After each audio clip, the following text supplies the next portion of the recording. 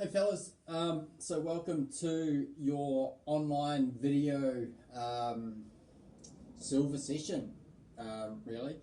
Obviously it's a little bit different to what we used to, but hey, we're lucky enough to have these tools to be able to deliver a session to you, and you'll still be able to get a decent amount of work done via this platform, so that's cool.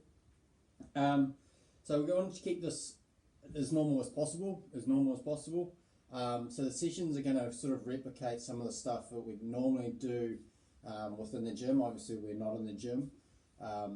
You will require little bits of equipment, but those things are things that you can find around your home, so that's not a problem. But like I was saying, these things will follow a similar format to what we used to with our normal programming at school. So we'll have an A series, a B series and a C series. So just like we would at school, you're going to start these sessions with the ADP warm-up. So that's the 4 exercises we would do every session. No doubt you know those. If you've forgotten, over this period, we are looking at the press up with twist, the back extension, we've got the kneeling hamstring floss, and then finally the monkey squat. So you're going to do those twice through, 6 repetitions of each of those 4 exercises twice through. If you've forgotten what those look like, I've made another video on this channel, the ADP warm-up video, so go back and have a look at that. Otherwise, pause this video now and start doing that warm-up so you're ready to go when you come back. Cool, so A1, A2, A3, so these are still plyometric jumping velocity-based movements, like we would in class. So we've got a hop transition, which is slightly new to you. It's a reasonably easy one to do. Ice skaters, which most of you will be familiar with, and then a prone TYI. So we were doing a bent over TYI in your last cycle in your program before we finished at school. So it's a similar version to that. First things first, A1, the hop transition. Let's move that. So I'm going to hop on the spot. Well, I'm going to hop forwards and backwards. I'm going to be jumping about 40 centimeters forwards and then 40 centimeters back. So I'll do it on my right foot first. So forward and back, forward and back. When you do this, I want you to speed it up a little bit.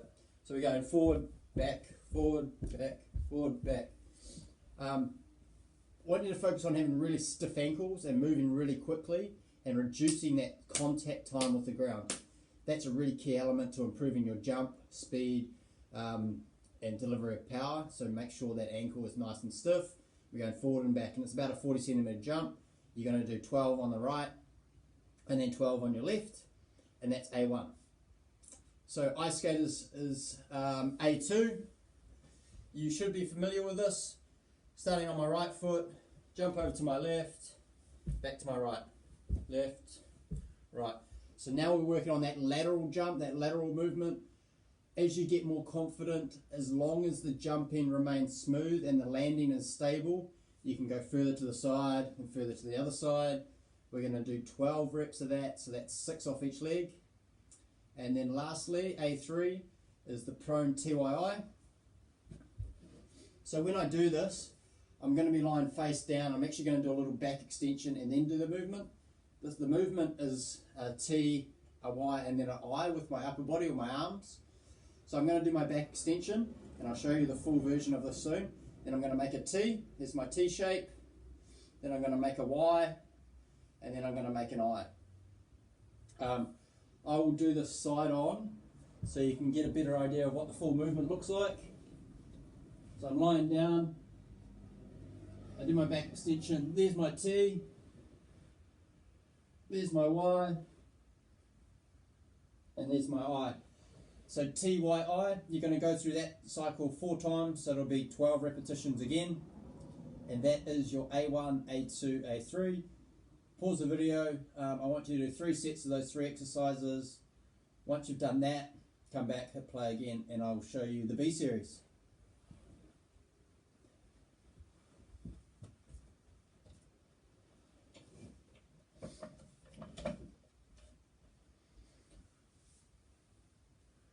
Right, so B series is a lower body series. B1 is single leg box squat.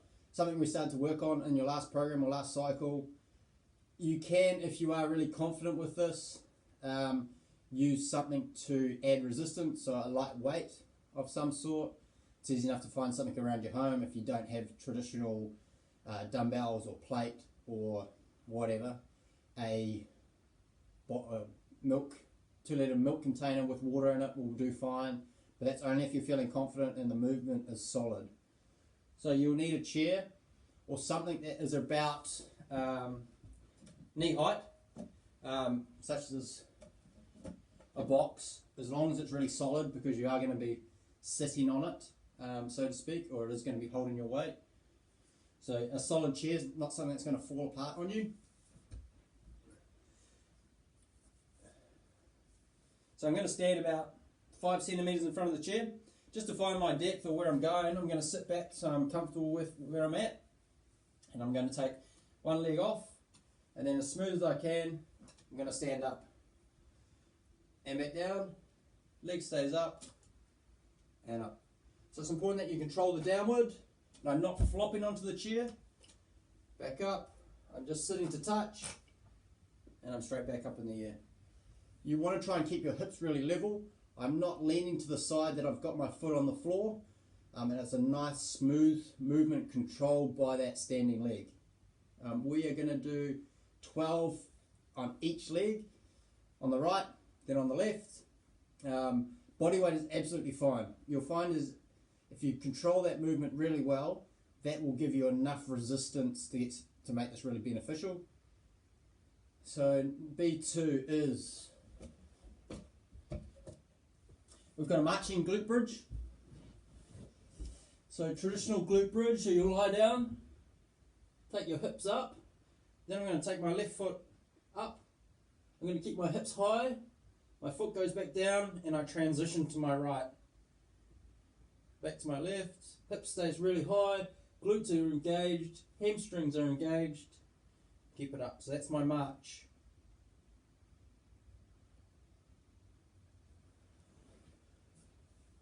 And you've got 12, so that's 12 each leg again. And then lastly in the B series is the B3, which is the single leg RDL. So if you have a weight, great, grab something. Again, you don't, as long as you control this exercise, the eccentric and concentric component of this exercise, you'll get enough from the lift using your body weight alone. However, if you are really confident in the lift, and you have access to something light, then now's a good time to grab that. I've got a kettlebell which I will demo with. So just a little recap, single leg RDL, something that's been consistent in your programming for a little while now. So you should be relatively confident. The key thing is stretching that leg all the way to the other wall and trying to stay long. I'm not going to bend over in the middle, my back's going to be flat, and that hammy's going to be pushing back with that heel towards the other wall.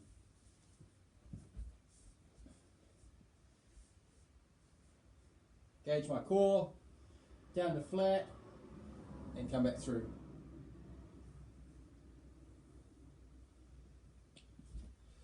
Cool.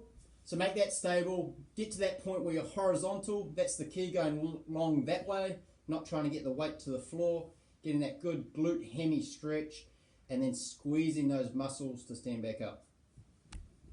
So that is, I'll just recap the B series. Oh, I just lost your program. So that is the single leg box squat was B1.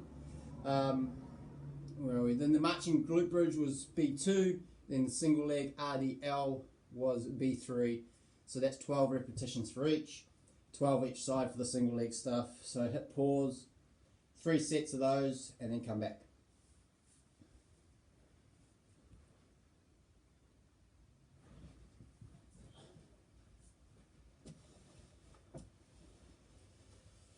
Right, so the C series, we are going to need my chair again. So again, this is where it needs to be really stable. If you've got something that's not so strong, this might be a problem because I don't want it to fall apart on you.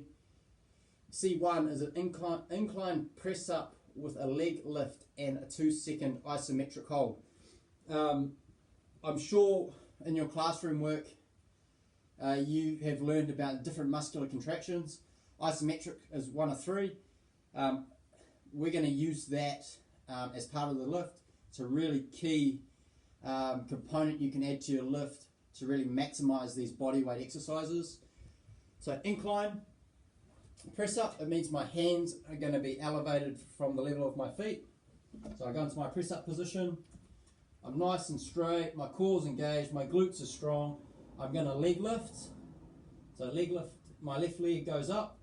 Then I'm going to go down and I'm going to hold for 1, 2 and back up. I'm going to alternate, so my other leg goes off. I'm going down, going to hold for 1, 2 and back up. And then back to my left, down, 1, 2 and back up. So really key that you control the downward portion, the hold, and then going back up to your starting point. I've got 12 plus reps for that, so definitely get 12. If you're feeling fine after 12, aim for 15. 15 should be about your sticking point, I would say. So 12 to 15 reps for that one. C2 is a leg lower and twist. So this is a core exercise. Just move my equipment. Lie on your backs, both legs going to go straight up in the air. I'm going to lower my left, and my hands are going to go up and over to the outside of my right knee. Then I'm going to change. My hands are moving, and my legs are moving too. So side to side as my legs go up and down. When you do that, really engage your core, suck your belly button in, bring it in, and then hold it and breathe over the top. That'll enable you to really engage your deep core muscles that allow you to execute the movement correctly. So that is 16. So that'll be 8 each side. So going left, right, as you're twisting with your arms for 16 reps. C3, bear hold with alternate arm rows. So bear crawl position, nice and flat back. My knees are off the ground. See, my back's flat. My legs are going, or my thighs are going straight down to the floor, but there's about a 3 centimeter gap from the floor to my knees. In this position, I'm going to raise my left arm up to shoulder height, return it, and then go right up to shoulder height and return it. What you need to try and do, the challenge of this exercise is to not rock and roll as you remove your arm from the ground. So again, really have to engage those deep core muscles to stay stable. That is 16, so it's 8 lifts each side, left, right, for a total of 16.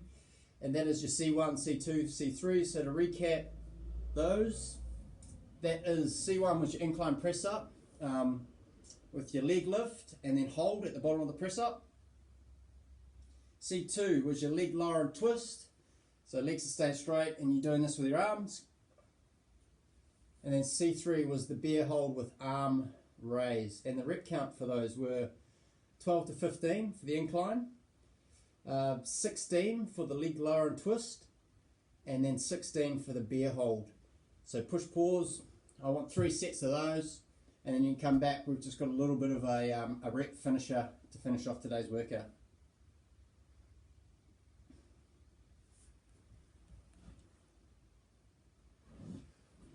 Right, so lastly a little bonus exercise. This is a pike press up. You may have seen some of these sort of press up variations in YouTube videos if you've been following some of the workout videos that have been produced over this isolation time. So it's quite a challenging little one. If you're familiar with yoga or a downward dog position, that's the position we're going to hold. So a downward dog is sort of like a V shape press up position, and we're going to do press ups for that. So it's called a pike press up. We have got, I'll demo it first. So a pike press up, I'm making a V shape with my body. You can see from my wrists to my hips and down to the floor, just creating the V. And I'm going to go down with my shoulders to my hands. It goes down with my head and shoulders and push back up. My hips and my bum stays high. And I go down and up. It's sort of like It's more of a shoulder press than a push-up. So have a go with that first. The rep count for that is really high. So I've set that at 35 reps. What I want you to do is really challenge yourself to get out that volume to finish the session. The goal is, I want you to attempt to do that 35 repetitions with the least number of breaks as you can until you accumulate those 35 reps. So it might be that you can bust out 35, no worries, that's cool. It might be that you can do 20 and then you struggle and get another 8 and then you finish off with 2. But I want you to try and do those as quickly as you can without compromising form. So 35 pike press ups to finish, and that's the session done. Yeah, that's us. Good stuff. Enjoy.